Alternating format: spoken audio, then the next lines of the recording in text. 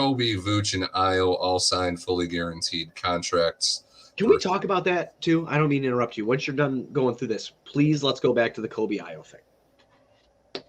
Oh, no, I mean, I think that's which contract of the two do you like more? Do you like Io's 3-year, $21 million, no option, or Kobe's 3-year, $36 million, also no option?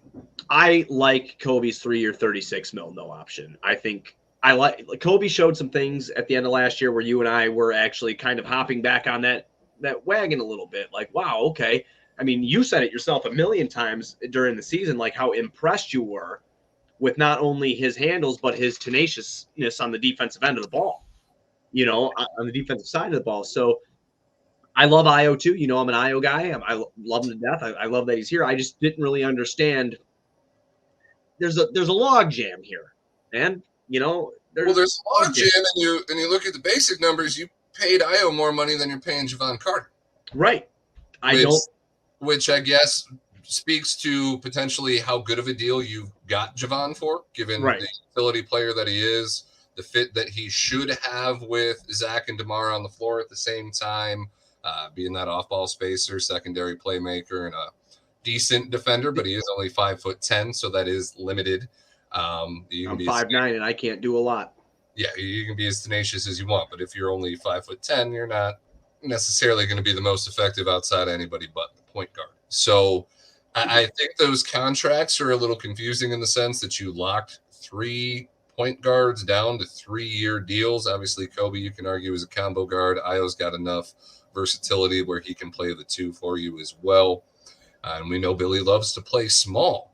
But when your additions are all essentially just trying to cover up for the Lonzo Ball injury still, and no one on paper is going to be able to do what he does all in one, it does leave you a little skeptical still. We did see a good stretch from this team to finish the season.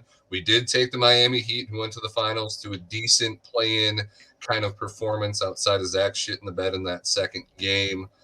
Wouldn't have had a second game without his first game. Make sure we got to throw that in there. That's very true. But stars do it every game. Okay. All right. Superstars. I'm sorry. Superstars. Okay. I was going to say superstars. Is Zach still not in both? I think Zach's a star. I just don't think he's a superstar. But he's still not in your top 5 favorite players. No, he's not. Which was evident by that comment right there. Yeah. So it's hard to be excited. Obviously, I'm excited for the fact that basketball is going to be back in general, that the Bulls are going to be on. That I get to see this beautiful beard several times a week, and we get to talk about it, and we get to be each other's support system, and for our followers as well, because as excited as some people may have been able to talk themselves into about going into the season and the additions and the retention of the team, because they were somewhat successful, I suppose. The picture forward still isn't clear. And the Bulls' reluctance to use the exception that they got for Lonzo Ball's injury at $10 million tells you that they're not very confident in what they've put together either. Oh, that was the tall tale sign. That was right there and then. I got called a hater. I got to find the tweet. I wish I knew how I was smart enough to pull shit up at the same time on this thing. It's capable of doing it. I just don't know how to. But I had a tweet that said they're not going to use this. Got called a hater the whole fucking time.